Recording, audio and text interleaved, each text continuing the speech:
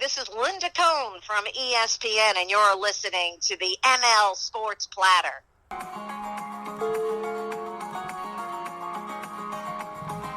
The ML Sports Platter is all over the major platforms: Spotify, Google, Apple, Stitcher, Deezer. Download, subscribe, leave feedback, and a 5-star review where you get your podcast on your smartphone device. We're brought to you by Stanley Law Offices, Empower Federal Credit Union, Barks and Rec Doggy Daycare, and Camillus Golf Club. Make sure that you go play Camillus this summer. It's a great place to play golf. The greens are amazing. The color, the landscape, the views, the whole deal at Camillus Golf Club. Memberships are available now. Go ahead and visit them online at CamillusHillsGolfClub.com. In the greater New York State, there's nothing better than golfing in the summer and fall. And go play Camillus if you're looking to play a new course, the official golf course of the ML Sports Platter. Super excited to bring him on. NFL insider and writer for CBS Sports, Kevin Boilard, on Twitter at Kevin Boilard. Kevin, welcome aboard, man. No off days in the NFL. How are you? Oh, I know, man, and we're already firing, and it feels more interesting than other years, I think, because we got a little bit of a funky salary cap. We've got a bunch of cuts that came through, and I think it's going to be an interesting offseason from here on out. What's next for Drew Brees? That's a great question. I'm starting to think that I know that there's people that want to think that he's going to come back, but if you saw the way he played, particularly in the last game of the season, in the playoffs against the Buccaneers, he just doesn't have it anymore. It's not that the Saints can't win with him. They can, as they've proved in recent years, but they've also proved that they can win just as easily without him. They won games with Taysom Hill at quarterback this year. They won games with Teddy Bridgewater at quarterback last year. If you look at the way their salary cap is set up and all the contracts that they've had to shed to get under the cap this year, they're kind of counting on Drew Brees being a retirement and also being a post-June 6th retirement because financially that's going to help them. So I don't know, maybe he's just kind of laying low for now and waiting until then to announce his retirement so that it can go on the books accordingly for the Saints, but that also doesn't need to occur like that. The Saints can just designate him a post-June 6th retirement, even if he were to announce his retirement, 2 weeks ago. So the hanging around, the waiting is interesting to me, but ultimately I don't think we'll see Drew Brees on an NFL field next season. So another guy who's close to the same age as Drew Brees, but ain't going away anytime soon, is Tom Brady. You've probably heard of him. The Buccaneers and Brady, they agree to a 1-year extension now. It just came down through Ian Rappaport. Apparently, it's going to give the team extra cap space while retaining him through 2022. Kevin, how long is Tom Brady going to play football? He's going to keep playing it as long as he can perform at a very high level. He's coming off a Super Bowl victory, so I guess you could say he's still in his prime. There was statistical evidence that he's still playing at a very, very high level. He's a borderline top 10 quarterback. The Buccaneers have set him up for success. They're retaining Chris Godwin via the franchise tag. He's got other receivers that he likes. They got a bunch of other free agency questions that we'll see how they answer them. But, he can win with the Buccaneers, and that's Tom Brady's biggest need and what he looks for. He wants to win. And he's set up for success moving forward. And if you watched last year, it wasn't like there was much physically holding him back. He was throwing the deep ball well. He still has the arm strength. He's not getting hit a ton. He never was a guy who was going to run and take a bunch of hits anyway. He's pretty smart about that. But for the last 5 years, we felt like, okay, this is the year where the game is going to catch up to him. And, you can't be an old man playing this game forever, but he is definitely redefining that. Speaking of the Buccaneers, Kevin, what does the offseason, look like for them? Obviously, they'd love to, keep Shaq Barrett there. They're going to try to retain a bunch of players, of course, but, this is life in the NFL. You win a Super Bowl, you finish in the Final Four, or depending on where you are, everybody has to look at the same thing, no matter if you have a ton of room, not a lot of room, if you're a winner, a loser, and that's the salary cap. So what about the defending champion Buccaneers? Buccaneers do have a lot of questions, and I think there was a very interesting decision made when they put the franchise tag on Chris Godwin as opposed to Shaq Barrett. Shaq Barrett is probably the most productive pass rusher. JPP is very good as well. It's kind of a toss-up as to who's the better pass rusher between those two, I think, at this point. But you look, they also have Ndamukong Suh facing free agency. I think that that's a guy that they would like to keep. They did a good job locking up Lavonte David and getting him under contract. Yeah. But Gronk is going to be a free agent. Fournette's going to be a free agent. Antonio Brown. They've got some decisions to make. And ultimately, as I mentioned at the outset, this is a weird year where there's going to be a lot of cap casualties. Many of them have already come through. And then what's going to happen with all these veteran players? Are they going to be signing one-year deals, waiting for the salary cap to bounce back in 2022 to sign a long-term deal? If so, that sounds like we're going to have maybe a bunch of veterans out there who could potentially form what we know in the NBA world as super teams. Maybe the Buccaneers are already kind of a super team in the terms of the games that they were able to lure in free agency last year, and maybe they do it again this year. They already have a little taste of success doing that kind of thing. So I like the Buccaneers to stay competitive, and I think Tom Brady's going to be, at or near the top of his game again in 2021. The amazing Kevin Boilard talking some NFL here on the ML Sports Platter. CBS Sports NFL Insider, a must-follow on Twitter. The content terrific lately, Kevin, of course, by the way, so tip of the cap to you at Kevin Boilard. I'm really, really intrigued by a couple of teams in the NFL offseason as far as the direction that these teams go in. One of them is the Carolina Panthers, because I think they've got, with Matt Rule and a lot of the talent there, I think Carolina could be in for not only an important offseason, but I think they could be a pretty darn good team moving forward. I mean, they were competing big time this year during a stretch of time. I'm really looking forward to seeing what the Panthers do in the draft and in free agency. And the other team that I've got my eye on is Houston, because of they've blown it up, Deshaun Watson not taking calls, etc. What's your read on those two clubs? Well, it's funny that you tie them together in this question, because I do think that if there is a team that's most interested and maybe most capable of making a move for Deshaun Watson, it's the Carolina Panthers. They've been freeing up a ton of cap space as of late, and a lot of people have kind of tied that to, or drawn the conclusion that is because they want to make a move for Deshaun Watson. Now, what that cost? It would cost any team a lot, a king's ransom. And when Deshaun Watson was first being talked about as being on the market and wanting a trade, there was a lot of teams looking and pointing to the Jets, or people talking about him going to the Jets. And that didn't make a lot of sense to me, because the Jets didn't have, a great team. Deshaun Watson just had a losing season with a not-so-great team. So you put him in New York and you just take away all of the assets. I feel like that's a lateral move. He would be just as bad in New York. Carolina, on the other hand, is an up-and-coming team. They've got some pieces. They just spent all their draft last year on defense. They've got Christian McCaffrey as a solid running back. Now, would he be part of the trade? Maybe. If you know the Texans, they love racking up running backs, so that seems like the dream candidate to be part of a piece in a trade for them.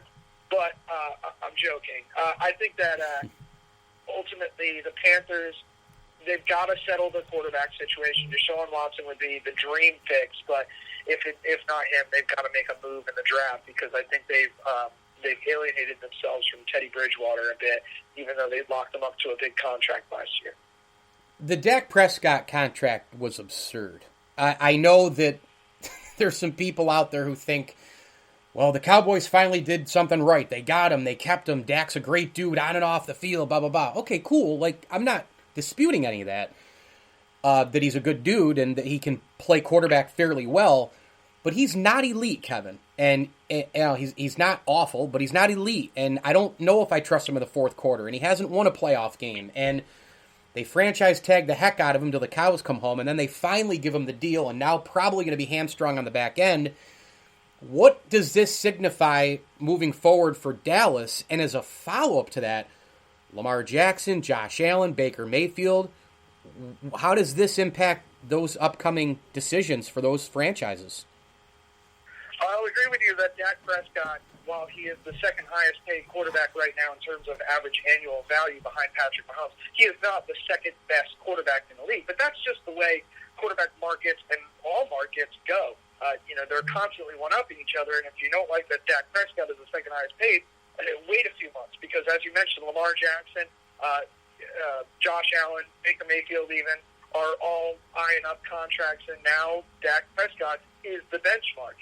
And it's only a 4-year deal. It's not this 10-year, $500 million out-of-touch, out-of-reach deal like Patrick Mahomes got. That was never the benchmark, in my opinion, for what a quarterback should get paid. That was just a freakish outlier deal that is kind of like what Calvin Johnson's deal was like when he signed that 8-year, $200 million deal, however long ago that was. Now, I will remind you, though, Dak Prescott has won a playoff game. Oh, you're right. After the 2018 season. So That's right. I actually do like Dak Prescott as a winner. As a pure, when you line these guys up, you were having a combine right now of NFL quarterbacks, and you didn't know who any of these guys were. You just looked at a number and watched them throw the ball and run around. You'd be like, that guy's an athlete, but he's definitely not one of the top 15 quarterbacks in the league. But you look at him on the field, he wins games more often than he loses them. 42 and 27 regular season record. He's got a playoff win. Statistically, he gets the job done, and he's a good running threat.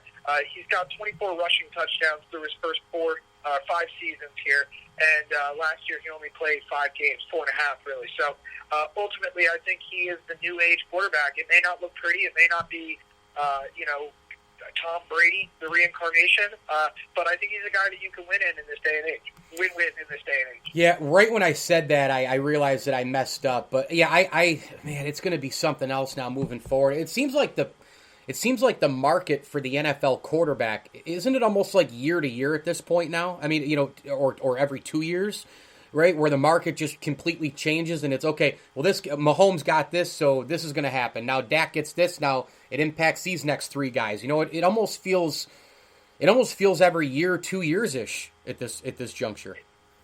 It is very, very much like that, especially because I think that you need a quarterback to win more than any other position. You're seeing more and more quarterbacks go in the first round, and then you're seeing more and more quarterbacks, if it doesn't work out, you can just Josh Rosen it, like how the Cardinals did. Josh Rosen, we gave 1 year, didn't work, we're going to move on to Kyler Murray. And I think more and more teams are going to be emboldened to do that, which is funny because that's what the Browns were doing year after year after year, taking high-round quarterback after high-round quarterback, and they just weren't working. They weren't hitting on any of them, and everyone kind of made fun of what they were doing. But now I think the whole league is going to do that stuff, hopefully better than the Browns did. But with all these first-round quarterbacks coming in and winning games and winning playoff games, and the turnover being so quick, and the parity in the NFL being such that different teams are good in given years, I think that you're right. There are going to be these new deals every single year. And look at the 2 guys I already mentioned, Josh Allen and Baker Mayfield. Yeah. Before this past year, you wouldn't be talking about those 2 among the highest, deserving to be among the highest paid quarterbacks in the NFL. And so quickly the narrative can change around these guys. All it takes is winning a playoff game here, being in the MVP conversation for half the season. I think that ultimately these quarterbacks, the true test is what they do on their second and third deals. You see Tom Brady, he's done a great job taking team-friendly deals and remaining competitive deep into his career, deeper than anyone before him and maybe anyone after him. These guys like Dak Prescott or Russell Wilson even, Deshaun Watson, who sign these mega deals and then are going to ultimately don't have the talent around them and then get upset that their teams are letting them down, so to speak. Well, a lot of the salary cap is tied up in your contract. So, it's a two-way street. Does Bill Belichick have tricks up his sleeve? What's this guy planning? You can almost just imagine him sitting in his office, right, doing the Smithers fingers back and forth and trying to contemplate what to do. How about Belichick moving forward, the future? Obviously, he's probably peeved that Brady got another ring this time without him. What do you have for me in Foxborough? It's an entirely unfair comparison to compare Brady's success in year 1 with the Buccaneers to Belichick's success or lack of success in New England year 1 without Tom Brady. However, it's an impossible one to not make. And I think with Brady winning the Super Bowl so fast, yes, that does motivate Belichick. to get his ship on the right track. And let's be honest, it's not like it was that far off the track anyway last year. He went 7-9 with a quarterback who threw 8 touchdown passes last year in Cam Newton. I think that they were hit hard in terms of COVID opt-outs. They had more COVID opt-outs than any other team, twice as many as every team except for the Browns. And they were big-name guys. We're talking Dante Hightower, Patrick Chung, Marcus Cannon. These are starters, Pro Bowl caliber players who right before the season said, you know what, I'm not going to play. And then they also got rated in free agency, but now they're loaded. Free agency last year. Now they're loaded. It's the third most cap space heading into this year's free agency. They've got a decent amount of draft picks. They got the highest compensatory pick from the loss of Tom Brady in free agency last year. And I think that this Patriots team is looking to reload. It's interesting to me that they re-signed Cam Newton today because we all saw he didn't look like a great quarterback, but Bill Belichick sees something in him. And I like the pairing, and I think even though Cam, what he lacks as a passer, he was really good running the ball before he tested positive for COVID. I wonder if that just kind of derailed their season a little bit, and next year, if we have a normal season where people aren't getting sick and missing games and all the other stuff that goes into the wacky 2020 season that we just had, if there's a bit more stability and they find themselves this offseason with the free agency and the draft, and they're a competitive team atop the AFC East again. All right, final one for you here, Kevin. It's been great to have you on again, chatting some NFL. Just the NFL draft in general. Give me what you're looking for, key storylines. Are you wrapped up in the quarterback stuff? Just have the floor sort of here on the NFL draft going in and what you're kind of eyeing. Well, this year's NFL draft, obviously the quarterbacks, as I mentioned a couple of questions ago, there's going to be more quarterbacks going in the first round of these drafts, I think, moving forward, so long as the NFL keeps going this way. And a lot of people are talking about there being 5 quarterbacks who could potentially be selected in the first round. We haven't seen that since 2018. And that turned out to be a pretty decent quarterback class. Mm-hmm. And now those guys are looking to get paid. So I'm wondering who the hidden gem is in this year's quarterback class. And I'm starting to think that it's Mac Jones, the Alabama quarterback who just won the national title. I mean, his wide receiver, Devonta Smith, won the Heisman.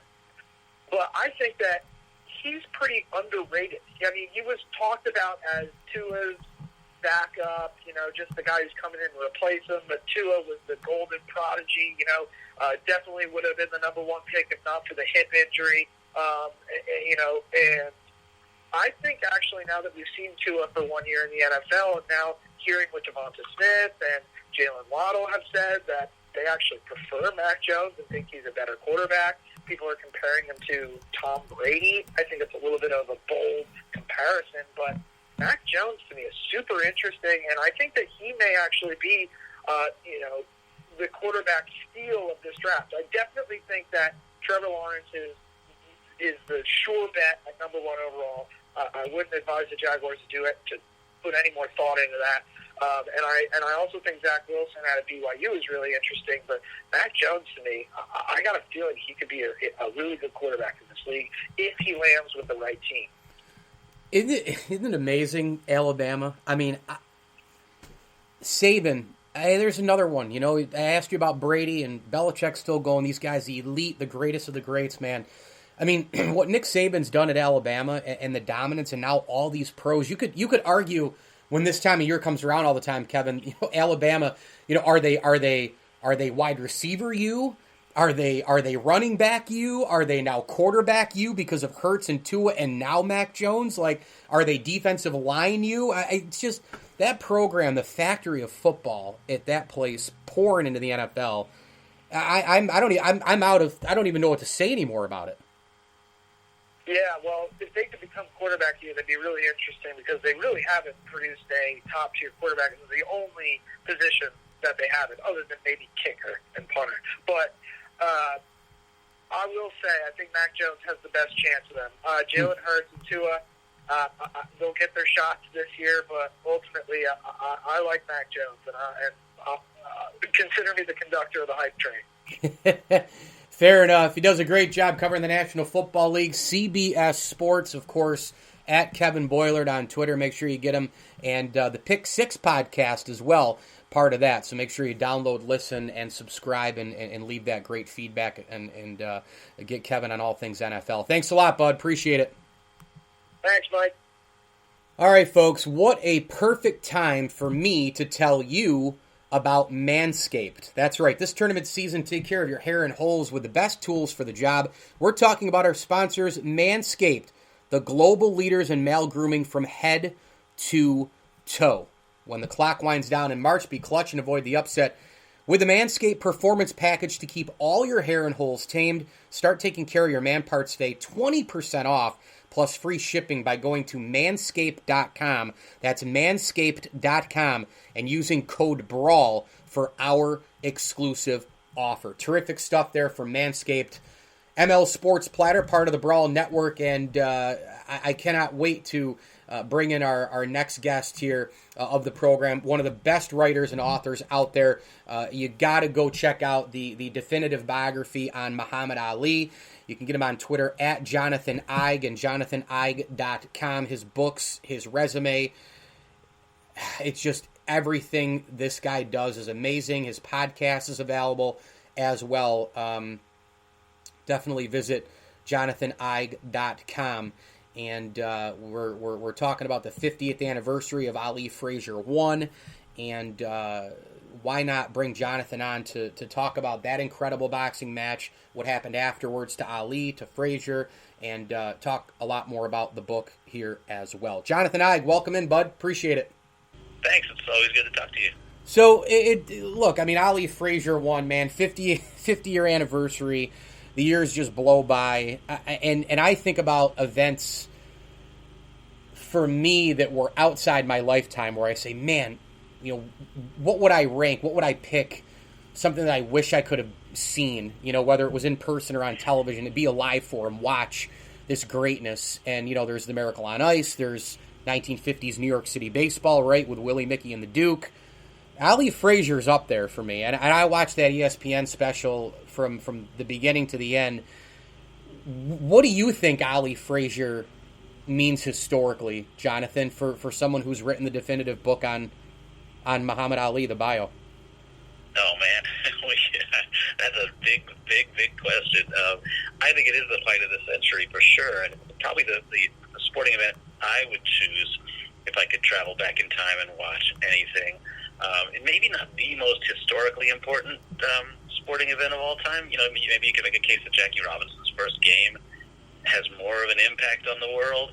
But in terms of the greatness of the sporting event itself, plus the combination of impact and how it resonates in society, it's tough to top Ali-Frazier, because not only does it change the course of history and change our feelings about Muhammad Ali forever, and mark his return after exile, mark his response, his comeback from being exiled by the U.S. government. It's also just an outrageous fight. I mean, you're not going to see too many heavyweights going toe-to-toe, throwing that many punches, doing that much damage, two such fascinatingly different styles of boxers, meeting in the ring. It's really the styles that make the fight so great, and the sheer force of will for both men. I get excited just talking about it, as you can tell. Yeah, no doubt. And I think just the endurance, the stamina, the toughness of these two guys really showed in that fight. And Frazier, it took everything to beat Ali, especially the last couple rounds. He was really getting some shots in on Ali. And then after that, though, I mean, Ali, beat him twice, and it kind of, that match changed things for both fighters big time, Jonathan. Yeah, I mean, physically, neither of them were ever the same. And, and psychologically, I think they both realized that they had to beat the other guy, that this was now, personal, that their pride was on the line, and, each one became, Ahab to the other's Moby Dick after that. But the endurance is phenomenal. You're right. Like, the fact that they're both still standing at the end of that fight is just ridiculous. Yeah, no doubt. Is there a point in time, do you think, after, and we heard even on the special, and I didn't really know to the extent, but you know what injuries were there for Frazier, and obviously Ali was like praying that he was going to be okay, and you know I can't go on and fight if Frazier something happens to him, you know, if he dies or something, I can't go on and keep fighting. But was there a moment, you know, through Ali's boxing life where somebody compared to Frazier? Because it's Ali-Frazier, Frazier-Ali, you know, the rivalries through sports that we know and love, whether it's individual or it's team-based. Was there ever anybody who came probably the answer is no, so I guess my question should be who's number two, right? You know, it's interesting. Somebody on that broadcast on ABC the other day said that they thought Frazier was the toughest opponent Ali had ever faced. And I don't know if I agree with that. I think Liston was a better fighter. But, you know, the styles matched up better for Ali with Liston. You know, Ali could beat Liston, you know, 9 times out of 10 because his style just matched up so well against Liston.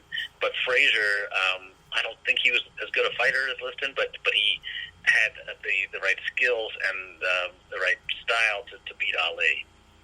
So on that panel, Jonathan, Andre Ward was talking. He was really good.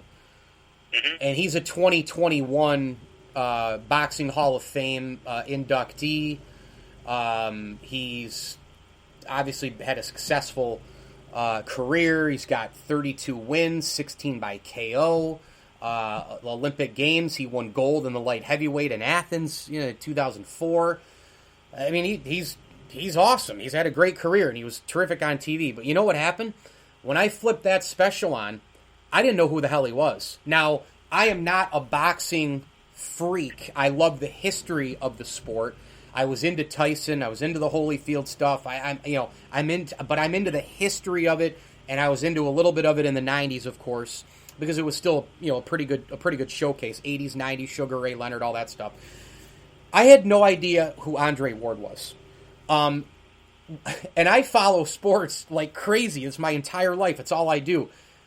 You know, even in sport, I know who Danica Patrick is, right? I mean, I know who Dale Earnhardt Jr. is. I know, you know, I don't love those sports. I don't follow them. I don't talk about them a lot. But I know who those people are. I had no idea who Andre Ward is. What does that say about boxing?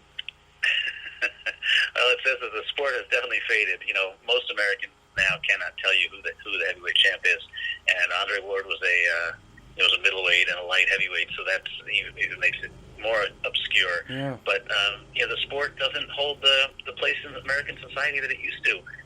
You know, everybody in the world knew the heavyweight champ. It was like being you know, the king of sports in the 1950s, 60s, 70s. But that starts to change. I think, you know, even, you know, as Tyson is fighting, it's already fading.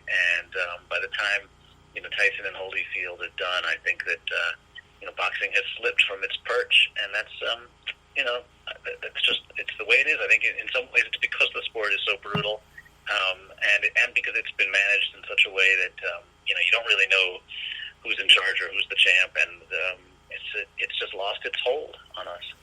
Jonathan Eig, our guest on the ML Sports Platter, chatting about the 50th anniversary, of course, of Ali-Frazier I at the Garden, and Jonathan has written the spectacular book on Muhammad Ali, the definitive biography. It's just simply called Ali, A Life, and the cover is just the cover is amazing. You stare at it, Ali. It's a young Ali with that right fist right at it, like he's coming at you here. Of course, major bookstores online where books are sold. It's a must read. If it's Cassius Clay forever, no Muhammad Ali, no name change, none of that. If it's just Cassius Clay, what happens to Ali-Frazier? You know, that's a great question. If he doesn't ever change his name and his religion, and he fights all through the 60s as Cassius Clay, and he doesn't become a Muslim, by the time Frazier comes along, he may be past his peak. He may be still, you know, good enough to beat Frazier. I think he's in better shape probably because he hasn't been off for 3.5 years. But on the other hand, you know, he would have taken a lot more punches. So who knows? They still would have been a great fight because their styles are such are so different, and they square up really really well. But would we care about Ali as much? Would he matter as much if he hadn't been a political and religious figure of importance? I say no. I say that he's just like Frazier. He's another great boxer. God, it's just amazing to think about this kind of stuff.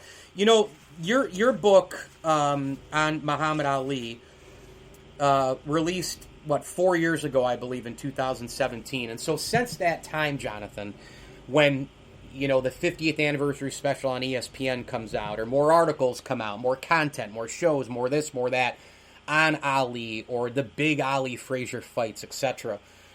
What memories of writing the book come flooding back to your mind? Because I know on your website, it's chasing Ali, right? It's your podcast and the book. You were 5 years chasing Muhammad Ali to write this book. I mean, what memories come back from that time period when you see content post-book completion for you? I'll never be finished with this book. It lives with me, and Ali, lives on with me. And I had such a great time researching this because I got to meet so many of the people who were the closest to Ali. I got to spend time with his wives and his children and his brother and the people who fought him. I got to go drinking with Larry Holmes, and I got to spend time with George Foreman, and I got to meet Ali. I mean, I chased him literally around the country trying to just talk to him and tell him about my book. And in the end, he wanted me to read the book to him, but he passed away before we could do that. Wow. So, I feel like I had a great gift to get to have a little window into his life.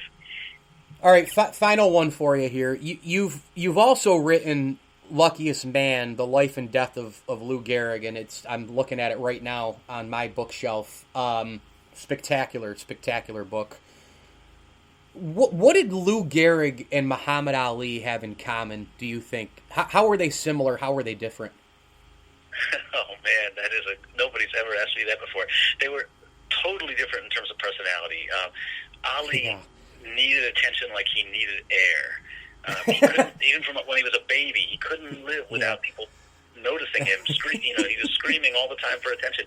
Gehrig wanted no attention whatsoever. Gehrig was so happy that Babe Ruth was there to suck up all the attention because Gehrig just wanted to do his job and be left alone. I don't think they could have possibly understood each other. But they both had a kind of courage, especially when the chips were down. Gehrig, when he finds out he's ill, suddenly he's not afraid to be out in the public anymore and to make the greatest speech in sports history and to share his fears and to help others get through their hard times. And to me, that's what they have in common. They both have incredible courage to stand up when times are tough. When you get to the elite of the elite, you get to the short list of these guys: Jordan, Ali, Woods, Gehrig, Ruth, Montana, Federer, Venus, and Serena, all the elite of the elite, the real short list, your top 3s, 5s, Tom Brady's, top 10s. I asked that Gehrig Ali thing because I think when it gets to that point with these great, amazing all-timers that they get into that category and there is a connection no matter what. You can always say that one, Ali was similar to Tiger in this regard but different in this regard, or Jim Brown and Bill Russell were similar here but different in this regard. I think you can always do that. And by the way, hey, just imagine Muhammad Ali with Twitter. Oh my God. Can you imagine that? He would have loved it. Oh man. He would have loved it. But yeah, I think you're right. For any athlete to get to the top of their game, to be the best in their sport, they have to have a certain kind of drive, and there's something that they can understand amongst themselves. I suspect that the rest of us mere mortals cannot understand. Yeah. Jonathan Eig on Twitter, at Jonathan Eig. Make sure you pick up that great book I mentioned on Lou Gehrig, of course, but JonathanEig.com is the website. Online, major bookstores, you get it. You're going to love it. It's the Gehrig book, of course, and why I had Jonathan back on was to talk Muhammad Ali and Joe Frazier, that classic first bout at the Garden, 50-year anniversary of that, and Jonathan's spectacular biography on Muhammad Ali. It's simply called Ali, A Life, online where books are sold and major bookstores. Jonathan, always have appreciated our conversations and wish you continued success. Can't wait to see what's next for you. Thanks. I really appreciate it, and I enjoy talking to you. Perfect opportunity for me to tell you about our friends from DraftKings. Make sure you go over to DraftKings.com and create an account. It's the most exciting place to experience the sweat. Soccer, NASCAR, tennis, college football, college basketball, and a heck of a lot more. How is daily fantasy better on DraftKings? Well, you'll go figure out exactly what this thing is all about. There's 5 million people plus who have played DraftKings. People win money. People have fun. It's incredible. Get paid. Win big. Good service. Fun events. You name it. The testimonials are all there. DraftKings.com. Go create your account today. Daily fantasy sports with DraftKings. Go visit them online. Open the account at DraftKings.com. I'm Mike Lindsley. This is the ML Sports Platter, all over the major platforms like Spotify, Google, Apple, anywhere else you get your podcast on your smartphone device. Download, subscribe, leave feedback, and a 5-star review. Hit me on Twitter at Mike L Sports as well. Had a ton of fun talking with Kevin Boilard of CBS Sports and Jonathan Eig, the awesome author of Ali, A Life. Empower Federal Credit Union, Stanley Law Offices, and Bryant and Stratton College bringing you the ML Sports Platter. As I always tell you, enjoy the games.